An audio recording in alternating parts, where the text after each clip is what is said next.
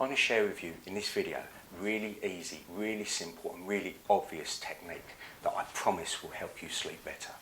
My name's Karl-Rollison, I'm a holistic therapist, hypnotherapist and life coach, and I'm going to be helping you through this containment and isolation period. Could you do me a massive favour before we start though? Could you just go down there and click on the subscribe button? I'd be really grateful. So a lot of people have been asking me to do different videos regarding different aspects of mental health, etc. But a lot of people have been asking me to do stuff regarding insomnia. So I've been covering stuff, tips and tricks from my book, Sleep Ninja. So a couple of days ago, one of my old clients, who's now a friend, rang me up and said, "Carl, why don't you share that technique that you helped me with a few years ago?" So I was like, he reminded me of it, and I was like, "Well, to tell the truth, Chris, my viewers are intelligent people. I think it's going to be a bit too obvious for them." And he's like, "Well, I'm an intelligent bloke. Help me out." And it wasn't obvious to me. I was like, "Good point." So I'll give you the backstory. So I went to see Chris, a high-level executive in the centre of London, beautiful plush office. He was having all stress and anxieties, and this was manifesting itself in what's called maintenance insomnia.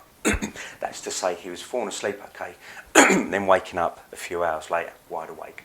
So it was affecting his life.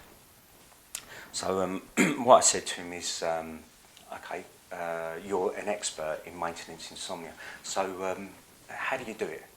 So, well, I might be an expert, but the sake I don't want to be an expert in, I don't know, I just fall asleep and then a few hours later I'll wake up. Yeah, but how do you wake up? What happens when you wake up? Well, you're not just sitting there comatose, do you? What happens? Well, I've got these thoughts going on. Right, you've got thoughts. Just one thought? No, loads of thoughts. And then they build, and then there's a matrix of thoughts, and they feed into each other, and they give each other oxygen and that, and it's just a nightmare. Okay, right, so I'm going to come back in a week's time, and I want you to show me these thoughts. Well, what do you mean, show you the thoughts? I can tell you them. No, I want you to show me them.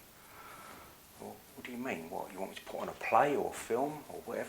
I'm like, well, you could do that, but you've only got a week. I don't know what your budget's like. You need to get a director, a producer, get a location, and the biggest problem is you need a cast. And if I'm in any of your thoughts, then you're going to obviously need Jason Statham, and I think he's busy at the moment.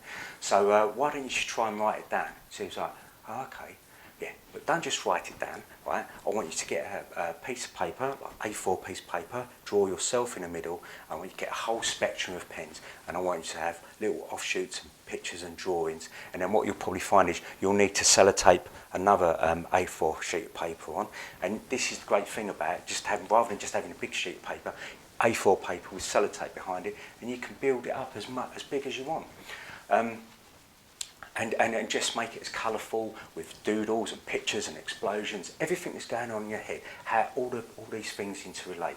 And he's like, "Well, when am I going to get a chance to do that?" I was like, "Well, how about that time, between waking up and going to work in the morning, then 4 hours?" And he was like, "Oh yeah, I suppose so." And I was like, "Anyway, you need to do this when it's at the forefront of your mind." So I was like, okay.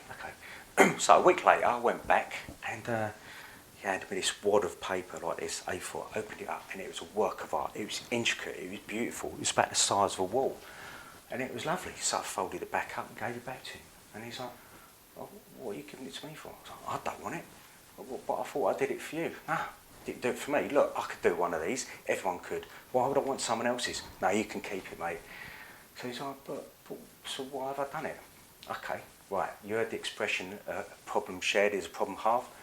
He's like, "Yeah." I'm like, "Well, that's what you've just done, right? When did you finish this?" "I finished on Thursday night." "Right. How have you slept? How did you sleep last night?" And he was like, "Well," and then he thought about it. He's like, "Oh my God, I slept all the way through." "Yes, you did." And he's like, "How comes I've slept all the way through?"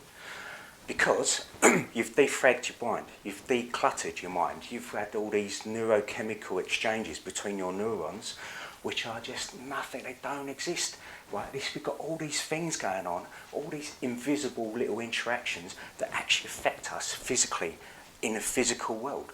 So what we need to do, right, is download them. We need to give our subconscious mind permission to download them, offload them. What we're doing, we're telling our subconscious mind, it's okay, we're doing something about all this, you don't need to hang on to it, you don't need to retain it.